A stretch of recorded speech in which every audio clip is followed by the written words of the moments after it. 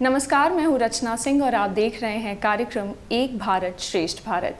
दर्शकों, इस कार्यक्रम के माध्यम से हमेशा हमारी ये कोशिश है कि हम संपूर्ण भारत की बात करें, हम अनेकता में एकता की बात करें और इसी क्रम में आज हम एक नए अंक के साथ आपके सामने उपस्थित हैं। इस कार्यक्रम में हम कला, इस देश की कला, संस्कृति और यहाँ के खान पान, यहाँ की वेशभूषा, यहाँ की विरासत और यहाँ की वास्तुकला के बारे में भी जानते हैं। तो अगर बात वास्तुकला की जाए तो कहा जाता है कि ये हर कलाओं की जननी है। तो ऐसे में इस विषय पर आज हमारे साथ जुड़ रहे हैं एक बेहद ही ख़ास मेहमान। तो आइए जल्दी से हम आपका परिचय उनसे करा दें। आज हमारे साथ हमारे स्टूडियो में मौजूद हैं डॉक्टर अनंत आशुतोष द्विवेदी जी, जो डायरेक्टर जनरल हैं हेरिटेज सोसाइटी पटना से। साथ ही सर चेयर प्रोफेसर हैं सीवी रमन यूनिवर्सिटी वैशाली से। सर बहुत बहुत स्वागत है आपका हमारे कार्यक्रम में। बहुत बहुत धन्यवाद आपको। सर सबसे पहले हम आपसे ये समझना चाहते हैं कि वास्तुकला क्या है। एक साधारण इंसान वास्तुकला को कैसे समझ सकता है? जैसे मैंने शुरुआत में भी कहा कि वास्तुकला हर कला की जननी है, तो ऐसे में थोड़ा सा हमें बताएं कि वास्तुकला क्या है। आम बोलचाल की भाषा में अगर देखा जाए, समझा जाए, तो वास्तुकला कोई बहुत बड़ी आर्ट नहीं है। जैसे हम सभी कहीं घूमने जाते हैं, कहीं देखने जाते हैं, तो हम देखते हैं कि बहुत बड़ी बड़ी इमारतें बनी हुई है, भवन बने हुए हैं, स्मारक बने हुए हैं, जिसकी अपनी एक अलग पहचान है। बिहार की बात करते हैं तो बिहार में सबसे प्राचीनतम अवशेष जो हमें वास्तुकला का मिलता है, जिसको मोनूमेंट भी कहा जाता है, राजगीर में आप देखेंगे साइक्लोपियन वॉल बने हुए हैं और राजगीर पहाड़ी के चारों तरफ ऊपर में कई किलोमीटर में फैले हुए हैं। तो भारत का अगर देखा जाए तो राजगीर की वास्तुकला जो है, राजगीर का जो मोनूमेंट है, उसका भारत की वास्तुकला में बहुत महत्वपूर्ण स्थान है, जिसको बिहार का सबसे प्राचीनतम भी कहा जाता है। यह तो होगी पहाड़ी के ऊपर बने हुए उस बाउंड्री को हम लोग वास्तुकला की बात कर रहे हैं। साथ ही साथ बिहार में कई तरह के स्मारक वैसे बने हुए हैं जो अलग अलग धर्मों से भी संबंधित हैं, जो बहुत सारे वैसे हैं जो धर्मों से संबंधित नहीं है, जिसका कि सोशल इम्पोर्टेंस बहुत ज़्यादा है। उदाहरण स्वरूप हम लोग देखते हैं तो नालंदा का विश्वविद्यालय उसमें बहुत महत्वपूर्ण स्थान रखता है। वह एक रिलीजियस इंस्टीट्यूशन के साथ साथ एजुकेशन का बहुत बड़ा केंद्र था, जिसको विश्व में एक अलग स्थान मिला है। साथ ही साथ कई सारे मंदिर हमारे यहाँ मिलते हैं जो कई धर्मों से संबंधित है। बौद्ध धर्म का अलग अलग मंदिर मिलता है, जैसे नालंदा महाविहार के कैंपस में ही बौद्ध धर्म के मंदिर भी बने हुए थे। साथ ही साथ हिंदू धर्म के भी बहुत सारे मंदिर पूरे बिहार में बने हुए हैं। अलग अलग उस धर्म में अलग अलग देवता से भी संबंधित मंदिर बने हुए हैं। तो अगर देखा जाए तो वास्तुकला सिर्फ हमारा एक धार्मिक केंद्र ही न होकर एक शैक्षणिक केंद्र भी था और समाज का एक बहुत बड़ा अंग था, और इसको पहचानना बहुत आसान है। उसको भवनों को, इसकी इमारत को देख के हम लोग आसानी से पहचान सकते हैं। सर बहुत अच्छी बात आपने बताई और यहाँ हम हमारे दर्शकों के लिए और अपनी जानकारी के लिए भी आपसे ये समझना चाहते हैं कि वास्तुकला क्या एक विज्ञान है या कला है, और वास्तुकला का जो पूरा विस्तार है वो कब से नज़र आता है जब हम भारत के परिप्रेक्ष्य में बात करते हैं। तो बहुत ही अच्छा प्रश्न आपके द्वारा पूछा गया है। पूरे भारतवर्ष की बात अगर हम करते हैं तो वास्तुकला हम लोग देखते हैं कि हमारा जो फर्स्ट अर्बनाइजेशन था, जैसे हड़प्पन सिविलाइजेशन जिसको कहते हैं, हड़प्पा सभ्यता कहते हैं, उस समय से भारतीय उपमहाद्वीप में ही, सिर्फ भारत में ही नहीं, भारतीय उपमहाद्वीप का सबसे पहला वास्तुकला का अवशेष हमें वहाँ मिलता है। हड़प्पा हो गया, मोहनजोदड़ो हो गया, अगर इंडिया की बात करते हैं तो लोथल हो गया, राखीगढ़ी हो गया, धोलावीरा हो गया। तो इन सभी जगहों पर हमें वास्तुकला का अच्छा अवशेष मिलता है। इसमें अच्छे अच्छे भवन बने होते थे। भवन उस अलग अलग लोगों से संबंधित भी थे। साथ ही साथ बड़े बड़े स्नानागार बने हुए होते थे, जिसमें लोग कम्युनिटी स्नान करते थे। साथ ही साथ जलाशय बने होते थे। आपको मैं उदाहरण स्वरूप बताना चाहूँगा कि धौलावीरा गुजरात में एक जगह है जहाँ पे रॉक कट जलाशय बनाया गया था, रॉक कट रिजर्वॉयर बनाया गया था, जिसमें पानी को इकट्ठा करने का। तो हम लोग एक स्थापत्य कला में, मोनूमेंट में हम लोग इस बात को यह समझना ज़रूरी है कि जो चीज़ सुपर स्ट्रक्चर होती है, ज़मीन से ऊपर उठी हुई चीज़ होती है, सिर्फ वही मोनूमेंट नहीं होता है, ज़मीन से नीचे वाली चीज़ भी मोनूमेंट है। जैसे जलाशय से हम अंदर खोद के बनाते हैं, वह रॉक कट भी हो सकता है, वह स्ट्रक्चरल भी हो सकता है। आपको लग रहा होगा कि रॉक कट क्या होता है, स्ट्रक्चरल क्या होता है। तो रॉक कट उसको कहेंगे जब उसको चट्टान को खोद करके हमें कुछ आकृति स्ट्रक्चर बनाया गया जो मोनूमेंट का रूप धारण कर रहा है, वह रॉक कट हो गया। स्ट्रक्चरल हो गया ईंट की संरचना से जोड़ जोड़कर एक एक ईंट जोड़कर, चाहे वह मिट्टी का ईंट हो चाहे पत्थर का ईंट हो, उसको जोड़ जोड़ के जब बनाते हैं तो वह स्ट्रक्चरल मोनूमेंट हो गया। सर, हमने ये भारत के परिप्रेक्ष्य में ये सारी चीज़ें अभी समझी, लेकिन अगर हम बिहार के परिप्रेक्ष्य में देखें तो ये कैसा है? यहाँ की शैली किस तरीके की नज़र आती है? किस तरीके का स्टाइल जो है वो यहाँ नज़र आता है बिहार में? हम सभी जानते हैं कि एक समय ऐसा था कि पूरे भारतीय उपमहाद्वीप का केंद्र बिहार था। लंबे समय तक बिहार एक केंद्र रहा। उस समय आपको मालूम होगा कि मौर्य काल यहाँ का सबसे ताकतवर साम्राज्य था, जो अफ़गानिस्तान वगैरह, पाकिस्तान वगैरह के एरिया पे भी उनका शासन चलता था, जिसका केंद्र यही हमारा पाटलिपुत्र था। तो उस काल में, मौर्य काल में, भारतीय उपमहाद्वीप का सबसे पहला केव बनाया गया। जैसे आज भी हम लोग बराबर नागार्जुनी की गुफाओं में, जहानाबाद ज़िले में जो स्थित है, उसको हम लोग देख सकते थे। 7 गुफाओं का निर्माण किया गया। तो ऐसा कहा जाता है कि बिहार में बना हुआ वह केव, उसी केव से इंस्पायर होकर बाद के कालों में अजंता, एलोरा, एलिफेंटा, बाघ, जितने भी केव आप देखते हैं, नाम सुनते हैं, किताबों में पढ़ते हैं, इसका फ़ोटो देखते हैं अलग अलग जगहों पर, तो आपको जैसे ही गुफा का नाम सुनने को आता है, सुनते हैं, तो सबसे पहले आपके मन में मानस पटल पर यह छवि उभर के आती है कि यह तो अजंता का होगा, एलिफेंटा का होगा। लेकिन हम इस बात को भूल जाते हैं कि बिहार ने भारतीय उपमहाद्वीप में सबसे पहला केव दिया। अगर कहा जाए कि भारतीय उपमहाद्वीप के गुफाओं का जनक बिहार है, तो इसमें कोई अतिशयोक्ति न होगी। सर, बड़ी अच्छी बात आपने कही। लेकिन ये जो हमारा कार्यक्रम है एक भारत श्रेष्ठ भारत, इस कार्यक्रम में जैसा कि हमारे दर्शक भी जानते हैं और अब तक इस कार्यक्रम को देखते हुए वो जान चुके होंगे कि यहाँ हर राज्य की दूसरे राज्य के साथ जोड़ी बनाई गई है, यानी राज्यों को युग्मित किया गया है। तो बिहार जो है उसकी जोड़ी बनाई गई है त्रिपुरा और मिजोरम के साथ। तो अगर स्थापत्य कला की बात करें तो यहाँ कौन कौन सी भिन्नताएं नज़र आती हैं या कौन सी समानताएं नज़र आती हैं, जब अगर हम आर्किटेक्चर की बात करते हैं तो? बहुत सही। जैसा अब तक हम समझते रहे हैं कि नॉर्थ ईस्ट का जितने भी राज्य हैं, उनको हम लोग इतिहास के पन्नों पर उनको एक अलग श्रेणी में हम लोग रखते गए हैं। इसका कारण भी है, क्योंकि भारत का मेन भूभाग का जो क्षेत्र है, वहाँ जो जिन राजवंशों ने शासन किया, वैसा हमेशा संभव नहीं हो पाया कि उसी राजवंश के लोग उन क्षेत्रों में भी शासन किए हों, क्योंकि उनका एक ज्योग्राफिकल बनावट जो है वह एक अलग तरह का है। और भारतीय भूभाग पर हम देखते हैं तो प्राचीन काल से कुछ ऐसा अवशेष मिलता है जिसकी एक दूसरे से साम्यता हम लोग देख सकते हैं। आर्कियोलॉजिकल एंटिक्विटी की जब बात करते हैं, पुरावशेष की जब हम बात करते हैं, तो स्टोन एज कल्चर में जब मानव की उत्पत्ति हुई थी और मानव जब अपना औजार बनाना शुरू किया था, पत्थर के औजार बनाते थे, तो उनका एक हैंडेक्स होता था, क्लीवर होता था, चॉपिंग होता था, टूल होता था अलग अलग तरह का। तो इस तरह की कलाकृति जो बनती थी वह मोर और लेस एक समान की बनती थी, जैसा हमारा मिडिल गंगा प्लेन में बन रहा है, जैसा हमारा बिहार में बन रहा है। बिहार के पहाड़ियों में जहाँ जहाँ पाषाण काल के अवशेष मिलते हैं, चाहे मुंगेर में मिले, राजगीर की पहाड़ी में मिले, रोहतास वाले क्षेत्र में मिले, तो गया की तराई में जो मिलता है, तो बिल्कुल वैसा ही अवशेष हमें चाहे त्रिपुरा में हो, मिजोरम में हो, उन क्षेत्रों में भी हमें वह आर्ट के फॉर्म मिलते हैं। लेकिन बाद के कालों में जब हिस्टोरिकल पीरियड शुरू हुआ तो स्ट्रक्चर, जैसे टेंपल का स्ट्रक्चर यहाँ है, कोई ज़रूरी नहीं है कि टेंपल का स्ट्रक्चर बिल्कुल वैसा ही हो, क्योंकि वह पहाड़ी नुमा क्षेत्र है।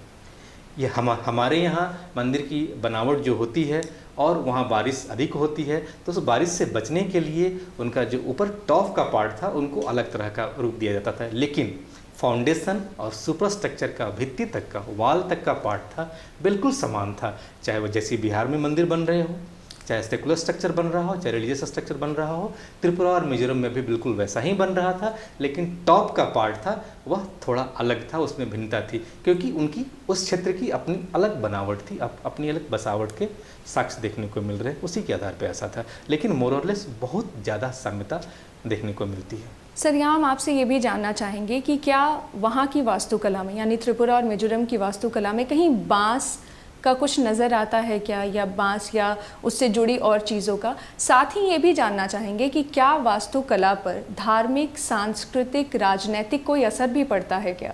बहुत ही सुंदर विषय और रोचक विषय आपने अभी पूछा है, जो मेरे लिए काफ़ी महत्वपूर्ण भी है और लगातार मैं इस विषय पर शोध भी करता रहता हूँ। क्योंकि हम सभी जानते हैं कि भारतीय संस्कृति कि जो अपनी गाथा है, अपनी परंपरा है, उसी से ओत-प्रोत, उसी से मिली-जुली सभ्य स्ट्रक्चर का निर्माण होता है, चाहे रिलीजियस स्ट्रक्चर हो, सेकुलर स्ट्रक्चर हो, धार्मिक स्ट्रक्चर हो, या जो धर्म से संबंधित नहीं हो, शैक्षणिक हो, या रहन सहन का स्ट्रक्चर बनाया गया हो, तो उसका प्रभाव तो हमेशा रहेगा। इसको हम लोग नकार नहीं सकते हैं, क्योंकि हम जानते हैं कि जो भी स्ट्रक्चर हमारे समाज में बन रहा है उसका एक वैज्ञानिक दृष्टिकोण है। उसी वैज्ञानिक दृष्टिकोण के आधार पर अलग अलग कालखंडों में साहित्य लिखे गए, टेक्स्ट लिखे गए, और टेक्स्ट से आधार बना के उस वैज्ञानिक तरीके से स्ट्रक्चर का निर्माण किया गया। तो जैसा हमें यहाँ मिलता है, बिहार में मिलता है, और जो त्रिपुरा मिजोरम में मिलता है, तो उसमें हमको साम्यता बहुत कुछ देखने को मिलती है। दूसरा प्रश्न जो आपने पूछा था कि त्रिपुरा मिजोरम का इम्पैक्ट जो बांस वाला पार्ट है कि उधर, क्योंकि हम सभी जानते हैं कि उधर बारिश बहुत ज़्यादा होती है, जाहिर सी बात है, जंगल बहुत ज़्यादा उधर है, उसमें बांस की कलाकृतियों के अवशेष बहुत ज़्यादा देखने को मिलते हैं। वैसा हमारा बिहार में देखने को नहीं मिलता है। यहाँ हमारा मिडलगंगा प्लेन है, यहाँ हमारा रॉक बहुत कम है, न के बराबर है, सॉइल ज़्यादा है, इसलिए स्ट्रक्चरल एक्टिविटी हमारा यहाँ ज़्यादा मिलता है। ईंट को निर्माण करके स्ट्रक्चर बनाए जाते थे, स्थापत्य बनाए जाते थे, लेकिन वहाँ बांस की कलाकृतियों का विशेष महत्व है, जो इस मामले में अगर देखा जाए तो वह वहाँ की यूनिकनेस है, वहाँ की यह खासियत है।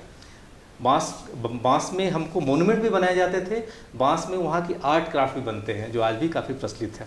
सर, अभी आप बात कर रहे थे त्रिपुरा और मिजोरम की यूनिकनेस की। अगर हम बिहार की बात करें तो बिहार की क्या यूनिकनेस है, और स्थानीय उपकरणों का कितना इस्तेमाल जो है वो किया जाता है, और वास्तुकला में उसका कितना बड़ा इम्पैक्ट नज़र आता है? बहुत अच्छा। जैसा हम सभी जानते हैं कि जैसे हम धरोहर का नाम लेते हैं, विरासत का नाम लेते हैं, तो देश में जहाँ कहीं भी लोग बैठा रहे उसका एकाएक ध्यान खींचा चला जाता है बिहार की तरफ। सभी जानते हैं कि बिहार में चप्पे चप्पे पे धरोहर है। अगर यह हम अपना अनुभव आपके पास साझा करें तो पिछले कई सालों से जब बिहार में हम काम कर रहे हैं, तो यह जानकर हमारे दर्शकों को भी आश्चर्य होगा कि बिहार में लगभग 6000 से ज़्यादा आर्कियोलॉजिकल फाइंड स्पॉट्स हैं। सिर्फ आर्कियोलॉजी की बात करता हूँ मैं। अगर धरोहर देखा जाए तो बहुत व्यापक शब्द है। उन प्राचीन अवशेष, मतलब आप समझ रहे हैं कि बिहार में जितने गांव हैं, उन गांव में लगभग ऐसा कहा जाए कि लगभग हर पंचायत में आपको एक धरोहर स्थल मिल जाएगा, एक हेरिटेज विलेज मिल जाएगा, एक धरोहर का गांव मिल जाएगा। तो यही हमारी यूएसपी है। और सबसे बड़ी बात है कि 6th सेंचुरी BC में जो पूरे भारतीय उपमहाद्वीप में एक मृदभांड चलता था, मृदभांड परंपरा था, मिट्टी के बर्तन की परंपरा था, जिसको बोलते हैं northern black polished where, NBPW। यह पूरे भारतीय उपमहाद्वीप में पाकिस्तान, अफगानिस्तान, नेपाल वगैरह सब जगह मिल रहा है, बांग्लादेश में भी मिल रहा है, और उसका न्यूक्लियस हमारा मगध था, हमारा बिहार का पार्ट था, क्योंकि बिहार में लगभग हर पंचायत में एक गांव आपको वैसा मिल जाएगा जहां उस कालखंड के 6th सेंचुरी BC के, मतलब आज से लगभग 2500 साल पहले के अवशेष उस गांव में हैं। तो यह उसकी सबसे बड़ी खासियत है, यह उसकी यूनिकनेस है। और अभी मैंने साझा किया, आपको बताया कि बिहार कई दृष्टिकोण से अगर देखा जाए भारतीय कला में बिहार की देन की बात करते हैं तो स्थापत्य कला में भी बिहार का बहुत बड़ा योगदान है। जैसे हम लोग बराबर नागार्जुनी की गुफा का नाम दिए, उसके बाद कई सारे साइक्लोपियन वाल की बात की, राजगीर की बात की।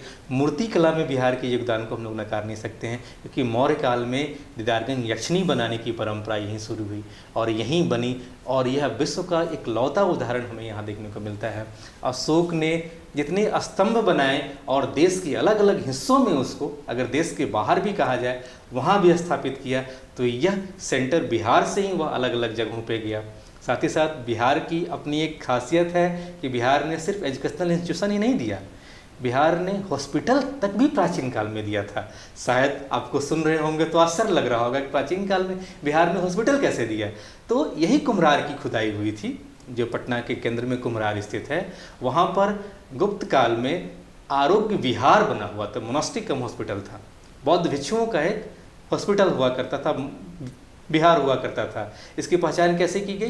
क्योंकि खुदाई के क्रम में वहाँ ब्राह्मी स्क्रिप्ट में और संस्कृत भाषा में मिले हुए एक लेख मिला था, एक सीलिंग मिला था, जिसको उसके के आधार पर उसमें लिखा हुआ था श्री आरोग्य विहार भिक्षु संघस्य, और उसी के साथ एक मिट्टी के टुकड़े पर लिखा हुआ था धन्वंतरी।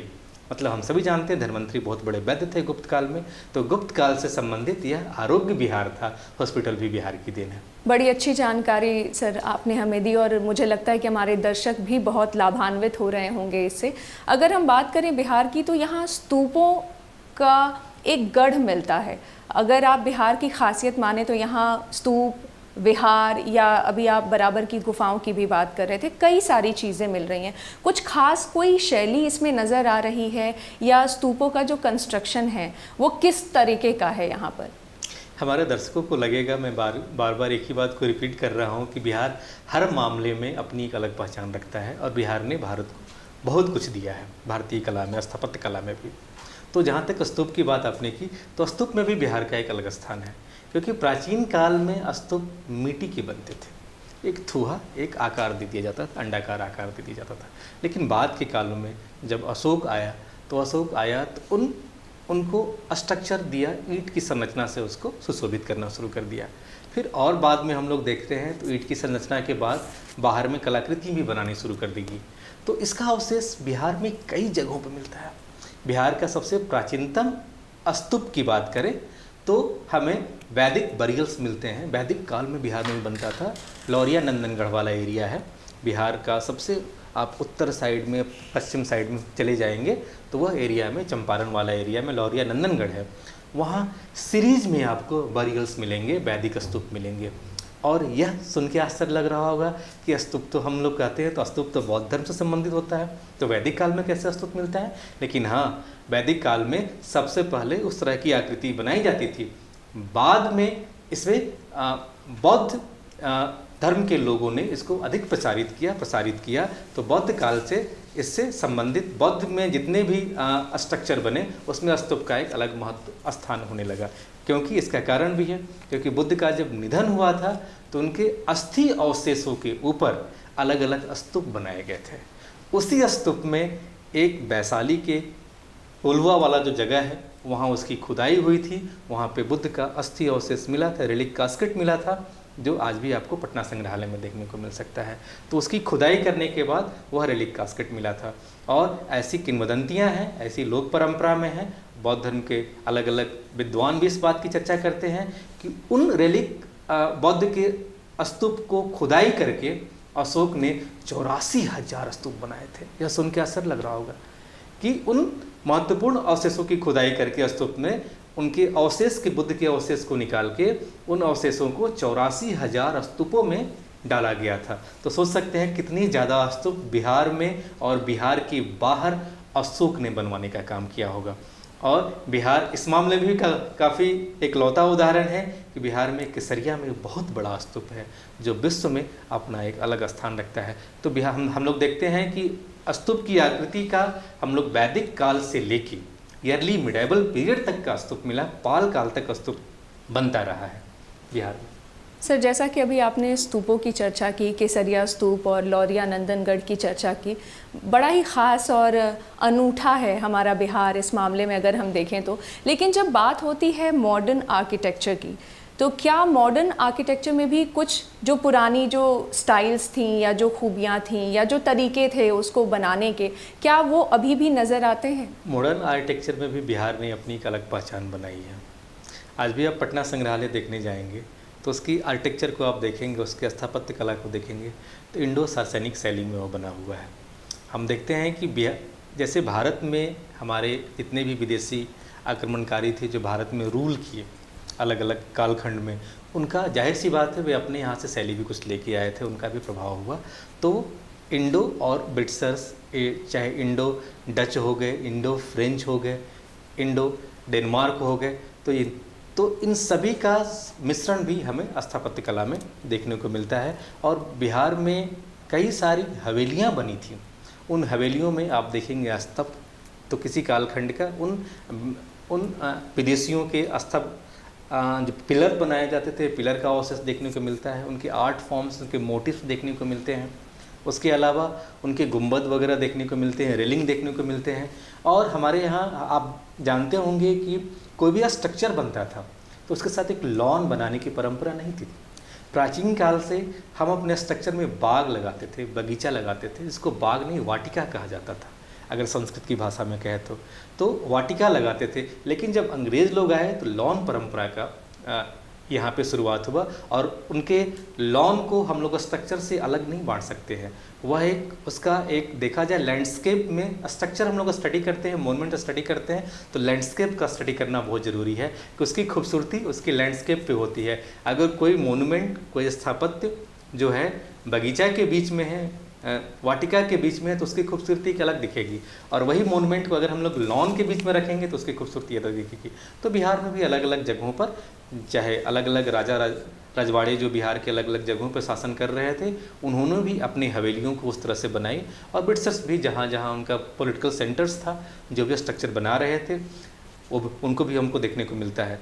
आप देखेंगे गंगा किनारे में, आप जैसे आप गांधी मैदान की साइड से आगे की तरफ बढ़ते हुए चले जाएंगे तो दाहिने साइड में गंगा के दाहिने तट पर कई सारी इमारत मिलेगी जो अलग अलग शासनकाल में, चाहे अंग्रेज़ के शासनकाल में, फ्रेंच के शासनकाल में, डच के शासनकाल में बनाए जाते हैं। उसी टाइम पीरियड में बिहार में गोलघर बना। गोलघर देखते हैं किसी एक अलग स्थापत्य शैली में बनाया गया है। यह एक अलग तरह का है, क्योंकि लोग कहते हैं कि स्तूप से इंस्पायर्ड होकर इसको बनाया गया था, लेकिन स्तूप में हम लोग अंदर प्रवेश नहीं कर सकते। स्तूप एक सॉलिड स्ट्रक्चर होता है, लेकिन उसी शैली से इंस्पायर्ड होकर ब्रिटिशर्स ने उसको अंदर से खोखला बनाया, हॉलो बनाया, जो उसका उद्देश्य अलग था, क्योंकि वो उसको अन्न रखने के लिए बनाया गया था। क्योंकि बिहार में उसमें भीषण बाढ़ हुआ था, अकाल पड़ा था। अकाल के कारण अनाजों को रखने के लिए हमको वहाँ पर एक अन्नागार बनाने जाने की बात चल रही थी, तो उसको स्तूप के आकार का अन्नागार बनाया। इस तरह से देखते हैं तो बिहार में वर्तमान समय में भी स्थापत्य कला के अनेकों उदाहरण देखने को मिलते हैं। सर, अभी आप हवेलियों का जिक्र कर रहे थे और बता रहे थे कि यहाँ की स्थापत्य कला कितनी खूबसूरत रही है, और जो बाहर से जो लोग आए उन्होंने भी उसमें कुछ जोड़ा। लेकिन अभी हालिया समय में जो सभ्यता द्वार बना है, हम उस पर भी चाहेंगे कि आप हमें कुछ बताएं। बहुत अच्छा। वर्तमान जो सरकार के द्वारा बिहार के अलग अलग जगहों पर एक अलग तरह की मोनूमेंट की स्थापना की जा रही है, ताकि आने वाले समय में हमारे युवा इंस्पायर हो अपनी धरोहर से। हम सभी जानते हैं कि पटना सिटी जब बना हुआ था तो उसको पटना सिटी में उसको प्रवेश करने के लिए अलग अलग जगहों पर दरवाज़ा लगे हुए थे। आज भी हम लोग जाते हैं, देखते हैं पश्चिम दरवाज़ा है, तो इसका मतलब है प्राचीन पटना को एक सुरक्षित करने के लिए अलग अलग दरवाज़ा बनाए गए थे। वह तो पश्चिम दरवाज़ा बाद में बना है, लेकिन प्राचीन काल में जब मेगास्थनीज आता है बिहार में, जब अध्ययन करने के लिए आता है, तो वह कहता है कि पाटलिपुत्र पूरा उसकी किलेबंदी की गई थी, उसका फोर्टिफिकेशन वाल था। और यह जानकर आश्चर्य हो गया, वुडन फोर्टिफिकेशन वाल, मिट्टी के मतलब लकड़ी के बने हुए उसका फोर्टिफिकेशन वाल था उस समय। तो इसी से इंस्पायर होकर हमारी सरकार जो है, बिहार सरकार ने एक सभ्यता द्वार बनाया कि ऐसा लगे कि द्वार परंपरा की जो बिहार की अपनी पहचान रही है अलग अलग कालखंडों में, मौर्य काल से लेके अलग अलग जगहों पर, तो आधुनिक स्वरूप में भी हमारी युवा अपनी विरासत से अटैच महसूस करे, उनको लगे कि यह परंपरा अभी भी कायम है। इसीलिए उन्होंने सभ्यता द्वार बनाया, और उसके ऊपर जो लेख लिखवाए गए हैं वह अशोक के इंस्क्रिप्शन से इंस्पायर्ड होकर संदेश को वहाँ लिखवाया गया है, कि ताकि लोगों में अच्छा संदेश जाए उसके प्रति, उस सभ्यता द्वार के प्रति। सर, आप हमारे कार्यक्रम में आए, हमारे दर्शकों को इतनी अच्छी जानकारी दी, और मुझे लगता है कि वो अपनी वास्तुकला को लेकर, अपनी धरोहर को लेकर अब एक और अच्छी समझ जो है वो बना पाए होंगे। इसके लिए आपका बहुत बहुत धन्यवाद। धन्यवाद मैडम, मुझे भी काफ़ी अच्छा लगा। तो दर्शकों, आज के इस अंक में हमने वास्तुकला के बारे में जाना और समझा कि बिहार कितना अनोखा और कितना अनूठा है। जैसे हर मामलों में है, उसी तरह वास्तुकला के भी मामले में है। अगर बात की जाए अपने 24 घंटे की, हर व्यक्ति के दिन के 24 घंटे में से वो 80% वक्त जो है वो किसी न किसी भवन में ही गुजारता है, यानी वो किसी न किसी वास्तु का ही एक पार्ट होता है। इस विषय पर आज के लिए बस इतना ही। आप देखते रहिए डीडी बिहार। नमस्कार।